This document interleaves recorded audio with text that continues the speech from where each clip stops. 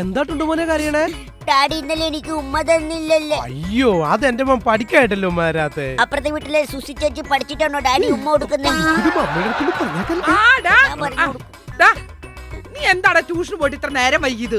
അത് ഞാൻ ഇങ്ങനെ പതുക്കെ പതുക്കെ നടന്നിങ്ങ് പോന്നു. അതെന്താ നടന്ന? നിനക്ക് ബസ്സിന് പോന്നാ പോരെ? അത് പിങ്കി പതുക്കെ പതുക്കെ നടന്നല്ലേ പോയത്. അതുകൊണ്ട് ഞാൻ പുറകെ പതുക്കെ പതുക്കെ നടന്നു. എടാ, എന്താ ഇന്ന് നിന്നെ പഠിപ്പിച്ച ട്യൂഷൻ? ആദ്യം മാസങ്ങളെ കുറിച്ചാ പഠിപ്പിച്ചത്. എന്താ അമ്മി?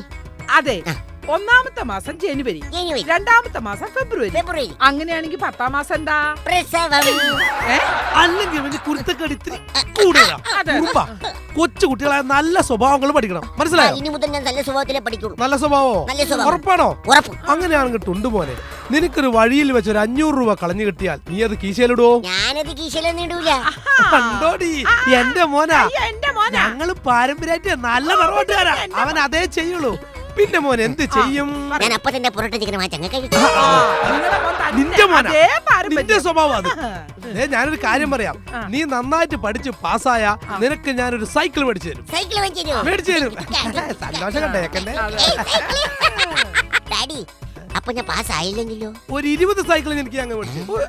നിങ്ങളിത് എന്തോന്നാ കുട്ടിയോട് പറഞ്ഞു കൊടുക്കണത്? തോറ്റു കഴിഞ്ഞാൽ പ്രോത്സാഹിപ്പിക്കാണോ തോൽക്കാൻ വേണ്ടിട്ട്? 20 സൈക്കിളൊക്കെ വാങ്ങിക്കൊടുക്കും പറഞ്ഞേ.